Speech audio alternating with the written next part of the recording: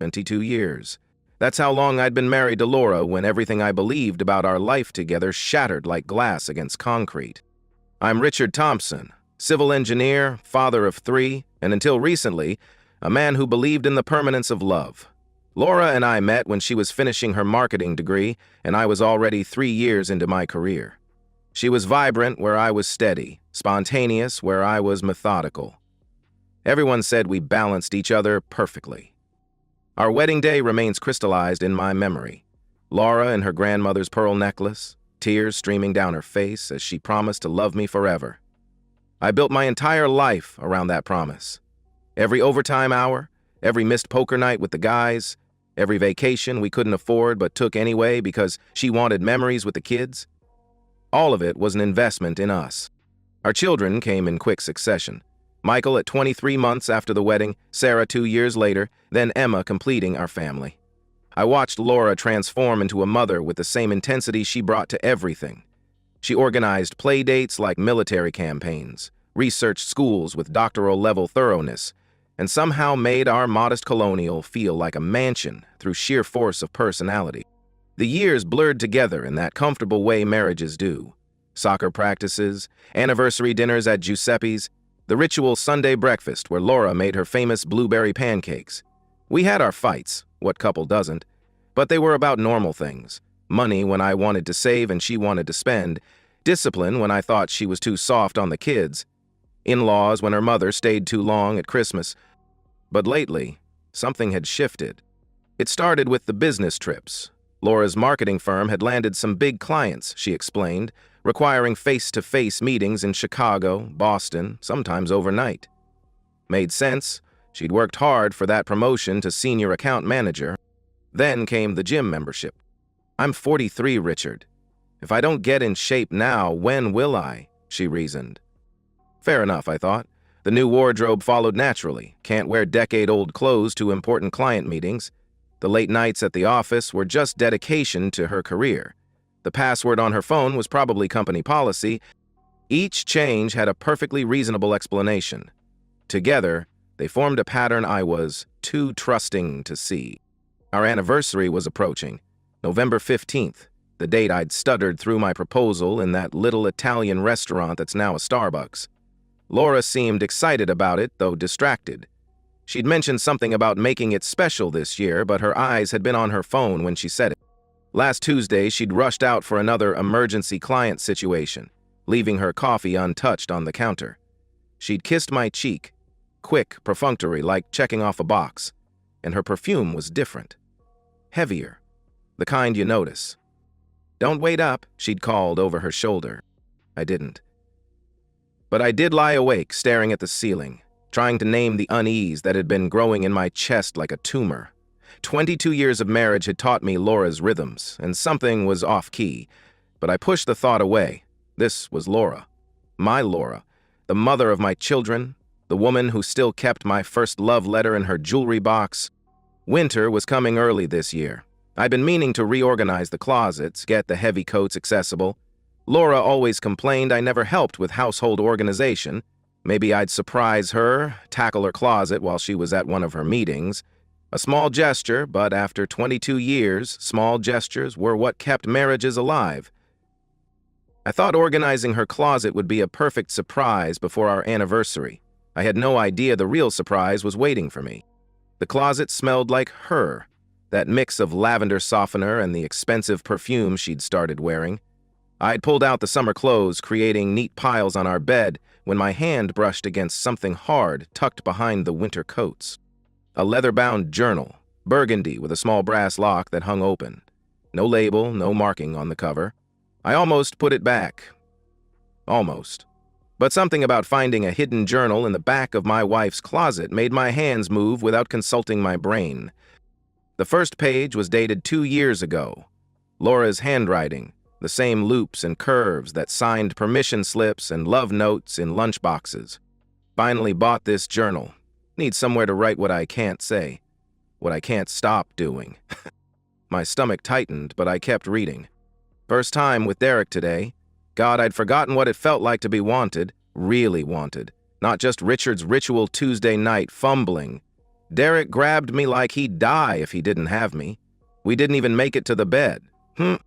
Derek. Derek Hoffman from her office. The one who'd sent the Christmas card, with his wife and twin daughters. The room tilted. I sat down hard on the bed, summer dresses crushing under my weight. The entries continued, each one a knife between my ribs. Not just Derek, Andrew from the gym. Those hands, those beautiful hands. Tom from the Chicago business trips. 3 times in one night, I'm still sore. Names I didn't recognize, hotel rooms I'd never suspected, positions I didn't know she knew. But the physical betrayal wasn't the worst part. Richard made his stupid pot roast again tonight. Sitting across from him while he talked about work, all I could think about was Andrew's mouth on me 4 hours earlier. How does someone become so boring, so predictable? Every Tuesday, pot roast. Every Sunday, pancakes. Every night, the same routine. Shower at 9:30, news at 10, asleep by 10:45.20. Years of the same man doing the same things the same way. My hands shook. Pot roast was her favorite. She'd asked me to make it. The kids think he's a hero. Dad works so hard for us. If they only knew, their father is the human equivalent of watching paint dry. All those overtime hours he's so proud of, they're the best part of my week. Means I can see Tom without making excuses. Sometimes Richard looks at me with those puppy dog eyes, so full of love, and I want to scream. How can someone be so oblivious? I made love with Derek in our bed last month when he was at that conference. Washed the sheets, but kept Derek's cologne on the pillow just to see if Richard would notice. Nothing. He noticed nothing. Probably thinking about load-bearing walls or whatever engineering fills that predictable brain. The journal slipped from my hands. I ran to the bathroom, barely making it before 22 years of marriage came up with last night's pot roast. When I could stand again, I returned to the journal. I needed to know everything, every cut, every wound, every moment she'd smiled at me while thinking of another man. 22nd anniversary coming up. Richard's planning something special, I can tell. He's so transparent. Probably dinner at Giuseppe's like every year. Maybe he'll really go crazy and order the veal instead of the chicken parm. God, I can't wait until Emma graduates high school in 6 months. Then I can finally leave. Tom's divorce should be final by then, and we've already looked at apartments. 6 months. She was running out the clock, using me for stability while planning her escape with Emma's graduation in May. The last entry was from 3 days ago. Derek ended it. His wife found out. Coward. But Tom's still in the picture, and I met someone new at the conference last week. James. Younger. Eager. Thinks I'm 35. The wedding ring didn't slow him down. Might have encouraged him. Richard's at home, probably organizing his tools in the garage for the 100th time, while I'm alive. Really alive. He'll never read this. Too respectful of boundaries. Too trusting. Too boring to imagine his wife is anything but the devoted mother and partner he sees, the perfect lie. I photographed every page, every word, every casual cruelty she documented with the same attention to detail she brought to grocery lists. Then I placed the journal back exactly where I found it, tucked behind the winter coats she'd need soon. My hands were steady now. The shaking had stopped, replaced by something cold and clear. She thought her secrets were safe in that closet. She had no idea I was about to turn them into her worst nightmare. For 3 days, I became the world's greatest actor. "Morning, honey," I'd say, kissing Laura's cheek as she rushed out for work. The same cheek that Derek, Andrew, Tom, and God knows who else had kissed. "Don't wait up tonight," she'd call back. "Client dinner." "Drive safe," I would reply. She had no idea that I knew her client's name was James and that dinner would be at a hotel bar. While she was gone, I worked. The journal came out again. I needed to be thorough. This time I brought my scanner. 600 DPI resolution. Every page, every margin note, every little heart she'd drawn next to certain encounters, the obscene poetry she'd written about her lovers, the detailed comparisons between them and me, each one more emasculating than the last. I researched printing services, settling on a boutique shop 3 towns over that specialized in custom journals. The owner, an elderly craftsman named Giuseppe, Different Giuseppe, thankfully. Didn't ask questions when I requested 10 copies of a leather-bound book. Anniversary gift, I explained to him. My wife's a writer. Beautiful, he replied, running his fingers over the sample leather. She'll treasure these. The irony almost made me laugh. I had him emboss Laura's diary on each cover in gold lettering. Classy. Elegant. Exactly the kind of thing Laura would appreciate with her newfound taste for the finer things. The transformation happening inside me was remarkable.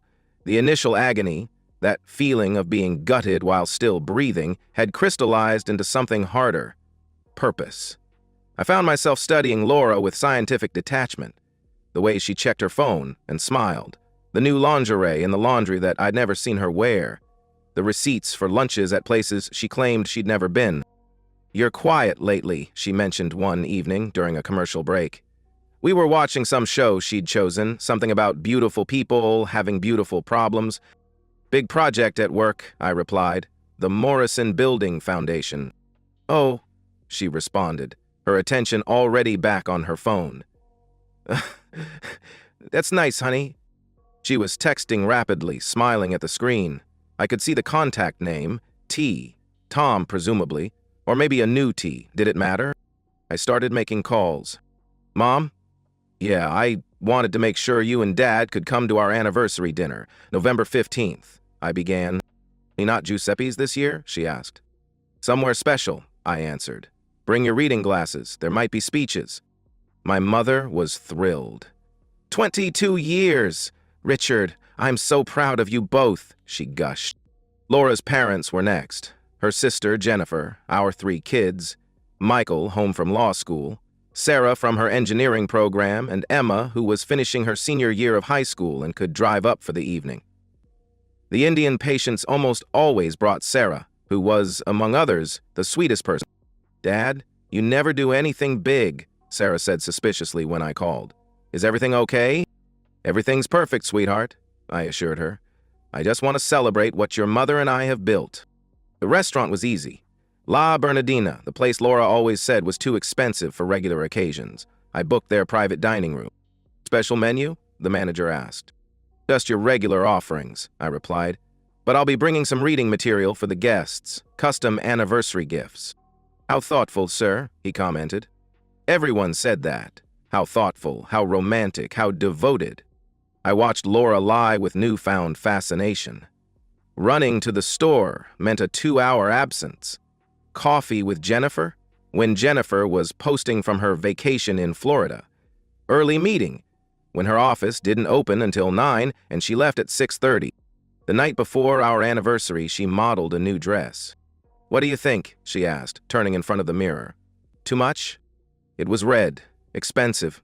Nothing like the Laura who used to buy clothes at Target. But then, that Laura was fiction. This was the real woman. The one who wrote about how my touch made her skin crawl. Perfect, I said. Absolutely perfect. She smiled, pleased. I want tomorrow to be special. 22 years, Richard. Not everyone makes it this far, she declared. No, I agreed, thinking of the 10 leather-bound books locked in my office. They certainly don't. She was planning another business trip the following week, while I was planning her complete destruction. The anniversary she thought would celebrate our love would become her funeral. La Bernardina glowed with soft candlelight. I'd arrived early, placing a leather-bound book at each seat, covers face down. The manager had raised an eyebrow but said nothing. The deposit I'd paid bought privacy and discretion. My family arrived first. My parents, looking older but dressed in their best. Laura's parents next, her mother clutching a gift bag. Jennifer came with her husband Paul, then our children. Michael looked sharp in his law school interview suit. Sarah had driven 3 hours from her university. Emma, still in high school but trying to look sophisticated, wore the dress Laura had bought her for homecoming. Dad, this place is incredible, Michael said, looking around. Must be costing a fortune. Your mother deserves it, I replied. Laura arrived fashionably late, as planned. The red dress, the new perfume, the perfect makeup. She'd been at the salon. I'd seen the credit card charge. Every head turned as she entered. Oh, Richard, she gasped. taking in the private room, the flowers, the gathered family. "This is too much." She kissed me, full on the mouth, performing for our audience. I tasted someone else's morning on her lips. 22 years, I announced once everyone was seated. 22 years with this remarkable woman. Laura dabbed at her eyes. "Oscar-worthy." "I wanted tonight to be unforgettable," I continued. "I wanted to share something special with the people who matter most to us. You've all been part of our journey, our story. So I've prepared something, a gift that captures the essence of what Laura and I have built together." I gestured to the books. "Please, everyone, turn them over." Laura's diary gleamed in gold letters. Laura's wineglass stopped halfway to her lips. "Richard, what?" she began. "Page 1, I interrupted. "Let's start at the beginning." My mother opened hers first, reading aloud before I could stop her. "Finally bought this journal. Need somewhere to write what I can't say, what I can't stop doing." "Mom," I said gently, "maybe read silently first." The room fell quiet except for turning pages. I watched the faces change, my mother's confusion, Laura's mother's growing horror, Jennifer's gasp when she reached the part about being used as an alibi. "Michael," I said to my son, "page 43 might interest you. The entry about family dinners." His face went white as he read his mother's words about how boring our family meals were, how she counted minutes until she could text her lovers. "Sarah, page 87. About those business trips you were so proud of her for taking," I directed. My daughter's eyes filled with tears as she read about hotels and strange men. "Emma, sweetheart. Page 102, where she talks about waiting for you to graduate so she can leave," I added. My youngest looked up at her mother, devastation written across her 18-year-old face. "You were going to leave Dad after I graduate?" she asked, her voice breaking. "In 6 months?" Laura stood, her chair scraping. "This is... Richard, how could you?" she demanded. "How could I?" I laughed, actually laughed. "Jennifer, would you mind reading page 90? The part about Derek?" Jennifer's voice shook as she read. "Derek? Derek Hoffman. Laura, you... with my friend's husband?" she asked in disbelief. "Page 120 mentions Andrew from your gym," I told Paul, Jennifer's husband. "You might recognize the encounters she describes. Apparently she gave him your workout schedule to avoid running into you." Laura's parents were scanning pages frantically now. Her mother found the entry about their 40th wedding anniversary party and read aloud, "Had to leave early, told them Emma was sick, really meeting Tom at the Marriott, had intimacy with him, thinking about how my parents would die if they knew their perfect daughter was on her knees in a hotel bathroom." "Laura Michelle," her father's voice was ice. "Is this real?" "Daddy, she stammered. "I am hurt. Is this real?" he shouted. She couldn't answer. The evidence was in their hands, in her handwriting, dated and detailed. 2 years, I said, my voice carrying over the chaos, at least 2 years of affairs. Derek, Andrew, Tom, James, and others she didn't even bother naming. 2 years of lying to all of us, using Jennifer for alibis, using our children's events as excuses, using me as, what did you call me, Laura? Page 158? Sarah read it aloud, her voice breaking. "The human equivalent of watching paint dry. So boring, I want to scream. Thank God for Tom's or I'd go insane in this suburban prison." "Sarah!" Laura reached for her daughter. "Don't touch me," Sarah pulled back, recoiling. "Don't you ever touch me again." Michael stood, his father's height, but his mother's eyes now cold with disgust. 22 years, Mom. 22 years of Dad working himself to death for us, and this is what you were doing?" he said with contempt. "You don't understand," Laura began. "Page 212, I interrupted. "Michael, she writes about your law school acceptance celebration." He found it, read silently, then threw the book at the wall. Sat through Michael's boring speech about following his dreams. Richard actually cried when Michael thanked us. Pathetic. At least sneaking out early for Tom made the evening worthwhile, he recited from memory. Emma was sobbing now. Laura's mother held her, glaring at her daughter with a fury I'd never seen. "How?" Laura turned to me, mascara streaming. "How did you find it?" "I was organizing your closet," I said simply. "Trying to do something nice for our anniversary. Funny how trying to help you led me to the truth about what you really are." "These are private thoughts. You had no right," she protested. "Private?" Jennifer laughed bitterly. "You wrote about having intimacy with men in the bed you share with your husband. You documented using me to cheat. You celebrated deceiving your children. Private ended when you made us all fools in your story." The manager appeared, concerned by the raised voices. I handed him my credit card. "We'll be leaving shortly," I informed him. Laura looked around the table. Her parents' disgust, her sister's rage, her children's devastation, my cold satisfaction. The life she'd built while destroying our marriage was crumbling in real time. "Richard, please," she pleaded. "We can talk about this. Counseling." "Page 301, I said. "Your thoughts on counseling." She knew what she'd written. We all watched her face as she remembered. Richard suggested counseling after a fight about money, as if talking to some therapist could make him less pathetic. "The only therapy I need is Tom's dick twice a week and the countdown to Emma's graduation." "I'm done," Michael announced, standing. "I'm done with you." "We all are," Sarah added, helping Emma to her feet.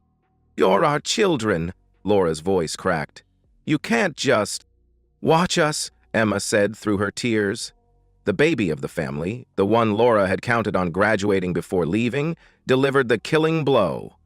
"I never want to see you again." They left together, my 3 children, supporting each other. Laura's parents followed without a word. Her mother left the gift bag on the table. I could see a wrapped photo album through the tissue paper. 22 years of memories that were all lies. Jennifer paused at the door. "I defended you," she said to Laura. "Every time Richard seemed stressed, I told him you were just focused on your career. I was helping you destroy him." "Jenny?" Laura started.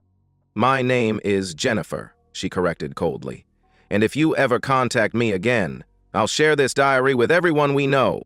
Then it was just Laura and me in the private dining room with 10 leather-bound books and the ruins of a marriage. "Why?" she whispered. "Why didn't you just confront me privately?" "Page 412, I said. "Would you like to read what you wrote about what would happen if I ever found out?" She shook her head, but I recited it from memory. "If Richard ever found out, I'd deny everything, make him think he's crazy. I'm smarter than him, always have been. I could convince him it's all in his head. Men like Richard don't leave. They forgive. They accept. They're too weak to start over." I stood, straightened my tie. "You were wrong about me, Laura, about everything. But especially about that," I declared. By the end of that anniversary dinner, Laura wasn't just exposed, she was completely erased from the life she thought was hers. The restaurant emptied slowly, other diners peering into our private room as they passed. Laura sat alone among the scattered books, her red dress a mockery of celebration. "You've destroyed everything," she said to the tablecloth. "No, Laura," I corrected her. "You did that. I just made sure everyone could see it." My lawyer, Bradley Morrison, yes, that Morrison building, was expecting my call. I'd retained him a week ago, the day after I'd finished scanning the journal. "Bradley?" "Yes, we had dinner," I reported when I called. "You can file the papers tomorrow." No reconciliation. The evidence stands." Laura looked up. "You already hired a lawyer?" she asked. "Page 290, I replied. "You wrote about planning to hide assets. I figured I should protect myself." The divorce papers were served the next morning. Bradley had worked through the night using the journal excerpts I'd provided. Adultery with multiple partners, documented in her own hand. Emotional abuse, also documented. Planned abandonment after Emma's graduation, a particularly damning detail. Not that custody mattered much for Michael and Sarah, who were adults, but Emma, at 18, could choose where to live. Michael called me that afternoon. "Dad, I'm taking a break from school for a few days. I need to process this," he explained. "Take all the time you need," I told him. Sarah was more direct. I'm blocking her number, she announced. If there's any emergency, contact me directly, Dad. Emma, my baby, surprised me most. I'm 18, Dad. I can choose where I live, she declared. I choose you. Laura fought for a week, trying to stay in the house. But the journal made it impossible. Her own words about planning to leave, about hiding money, about using the house for her affairs, it all worked against her. Her parents, Roger and Patricia, came by while she was packing. We're ashamed, Patricia said simply. We raised you better than this. Everyone makes mistakes. Laura started to defend herself. Mistakes? Roger's voice was granite. A mistake is forgetting an anniversary. This is cruelty. Calculated cruelty. You're not welcome in our home, he declared. The social exodus was swift. Our couple friends chose sides quickly. Turned out, Derek's wife had found out around the same time. She'd received her own copy of the relevant pages, courtesy of an anonymous source. Tom's wife got one too. Andrew's girlfriend. Every betrayed partner received exactly what they needed to know. Laura's workplace somehow got wind of the scandal. Using company time and resources for personal affairs, documented in her own handwriting, didn't play well with HR. The promotion she'd been so proud of evaporated, followed by a quiet suggestion that she seek opportunities elsewhere. You've ruined my life, she screamed during one of her packing days. No, I corrected, folding Emma's laundry. You wrote every word that ruined your life. I just made sure people read them. The divorce was finalized in 3 months, fast-tracked due to the overwhelming evidence. Laura got what the law required and nothing more. No alimony, adultery killed that. Asset division was clean. The journal showed she'd been planning to leave anyway. The house stayed with me, as did the savings I'd built with overtime she'd mocked. Jennifer called me a month after the divorce. She's living in a studio apartment over the old Dairy Queen, she reported. Working at a marketing startup that pays half what she was making. I don't need to know, I replied. And I didn't. But Jennifer needed to tell me, needed to confirm that Karma had found her sister. The kids? She asked. They're okay. Healing, I answered. Emma's seeing a therapist. The betrayal hit her hard, especially with graduation coming up. But they're strong. They get that from you. She wrote every word that destroyed her life. I just made sure the people who mattered most read every single one. 8 months after the divorce, I stood in what used to be our bedroom, packing away the last box of winter clothes. The closet where I'd found the journal was just a closet now. No ghosts, no hidden secrets, just empty hangers and the faint smell of cedar. Emma had graduated in May, 6 months after the anniversary dinner. The very graduation Laura had been waiting for to leave us. Laura wasn't in the audience. She'd sent a card. Emma threw it away, unopened. I don't have a mother, Emma had declared. I have a dad who's worth 2 parents. Roger, Laura's father, had called that morning. Thought you should know, he began. She reached out again, wanted money. And, I asked. I told her she'd made her choices, all of them, on paper, in ink, with dates and times. He replied firmly. The town was small enough that news traveled.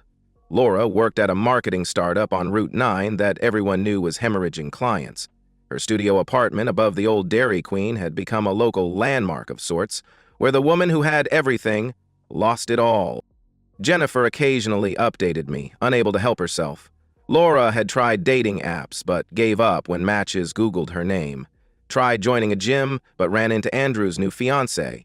Attempted a book club, but found Derek's wife was a member. Every door she tried to open had someone behind it who knew exactly who she was and what she'd done. She asked about Emma starting college, Jennifer had mentioned last week. Wanted to know which school she chose. What did you tell her? I inquired. Nothing, Jennifer replied. There's nothing to tell someone who wrote that she was counting days until she could abandon her children. The children had found their own peace. Michael was back in law school, focused on contract law. Words matter, Dad, he'd said. Mom taught me that.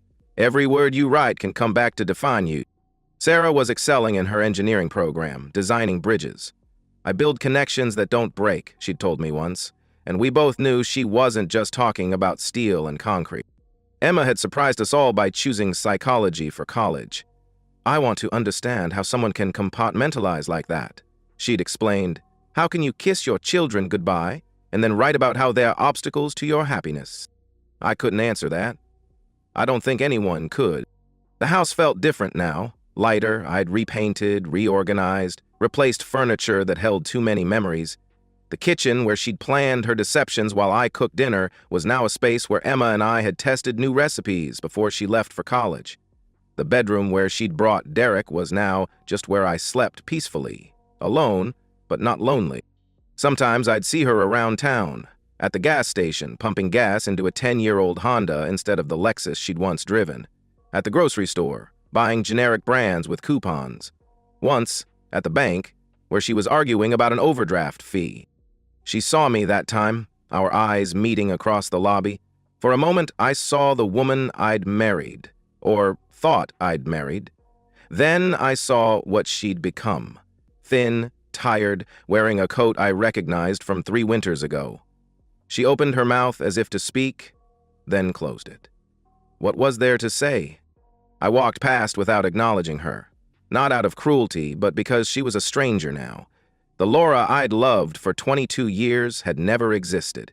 This woman, the real one, had documented exactly who she was in 512 pages of leather-bound truth. The last time Jennifer mentioned her, it was to say Laura had moved, somewhere 2 towns over, a smaller apartment, a job that paid even less. Running from a reputation that would follow her forever in the age of Google and social media. "She blames you," Jennifer had reported. "Says you destroyed her life out of spite." "She wrote the story," I replied. "I just made sure it wasn't fiction anymore." Standing in that empty closet, I thought about time and how we mistake its passage for security.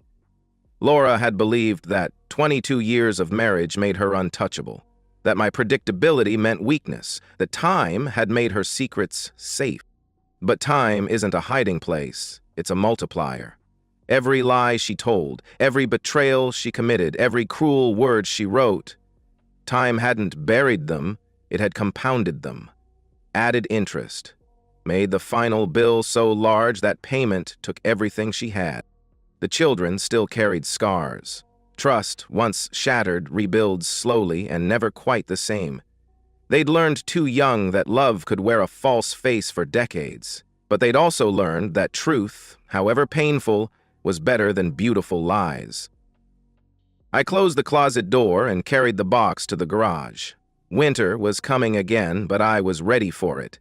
The house was warm, the bills were paid, and the people who mattered, really mattered, would be home for Christmas. Michael from law school, Sarah from her engineering program, and Emma from her freshman year studying psychology. Laura was out there somewhere in her small apartment, living with the consequences of every word she'd written. No family gatherings, no children's phone calls, no anniversary dinners, just the hollow echo of a life she'd hollowed out herself, documented with her own pen.